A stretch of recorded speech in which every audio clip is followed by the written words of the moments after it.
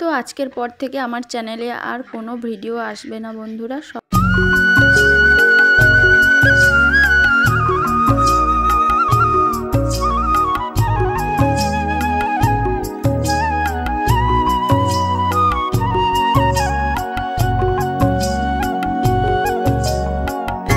শুভ সকাল আমার প্রিয় বন্ধুরা, আশা করি তোমরা সবাই ভালো আছো আর আমিও ভালো আছি মোটামুটি। আর শীতকাল কিন্তু একদম পড়ে গেছে, খুব ঠান্ডা পড়েছে।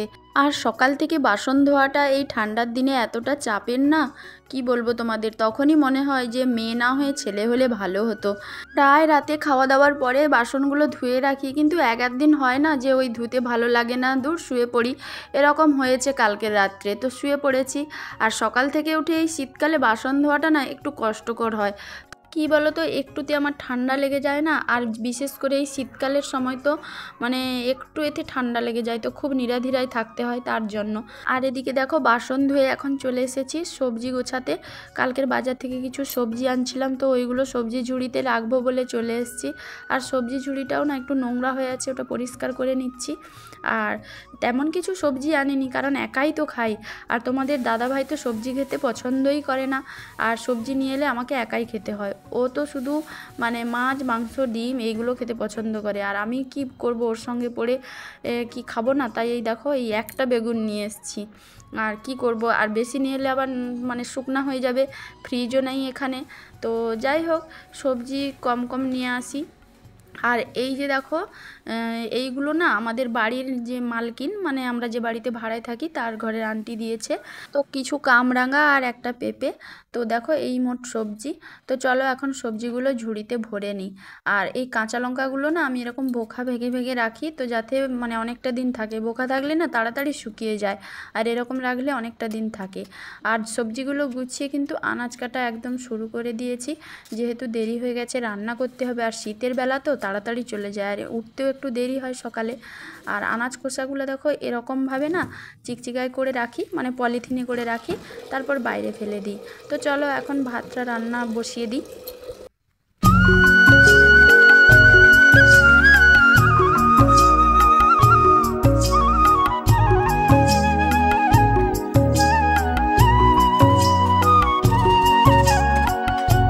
তো ভাত তো হয়ে গেল, আর এদিকে আমি সিম ভাজাটা করে নিচ্ছি। তো আগে থেকে সিমটা একটু হালকা করে সেদ্ধ করে রেখেছিলাম, আর সেটাই এখন ভেজে নিচ্ছি।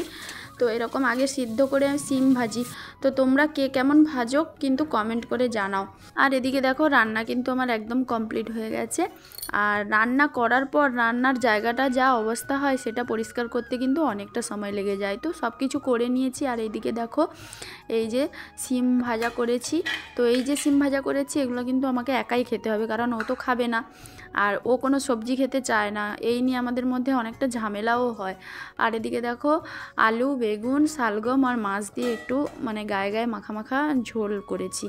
তো এই যে মানে বেগুন আর শালগম যে দিয়েছি ঝোলে, ওটাও আমাকে একা খেতে হবে আমি জানি। আর কি করব বলো তো, ও মানে সবজি খেতে চায় না, আর আমার সবজি খেতে এতটা ভালো লাগে। কি আর করব, দুজনের রান্না, তার জন্য আমি মানে বিপদে পড়ে যাই। যাই হোক, তো চলো। তো বন্ধুরা সমস্ত কাজ কিন্তু শেষ হয়ে গেছে, আর একটা কাজ বাকি আছে। একটা কাজ বলতে মানে স্নান করা হয়নি, স্নান করব। আর তুলসী পাট আছে, ওখানে পুজো দেব। আর তেমন কোনো আলাদা করে তো কোনো ঠাকুর রাখিনি, ওই তুলসী পাটেই পুজো দিই।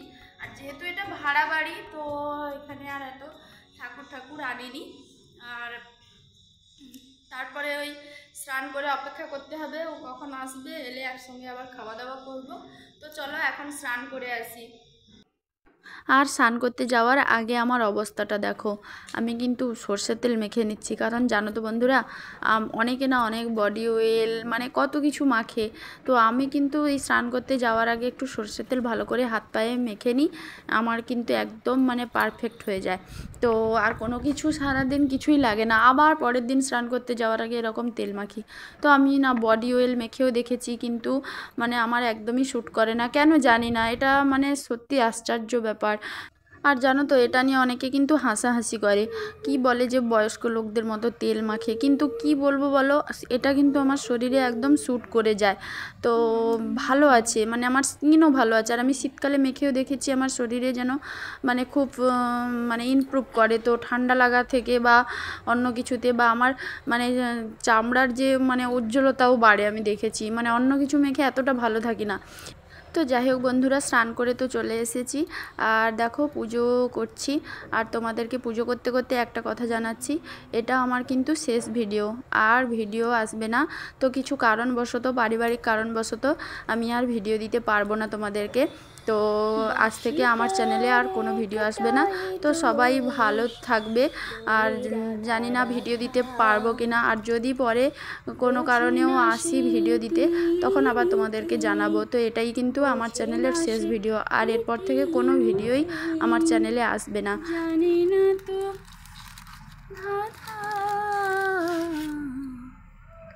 বাঁশিটার একটাই দোর, বলে রাধা রাধা মানে ভালোবাসা, রাধা মানে প্রাণ, রাধা মানে ভালোবাসা, রাধা মানে প্রাণ, সে কোথায় বসে জানি তাই অভিমান, জানি না।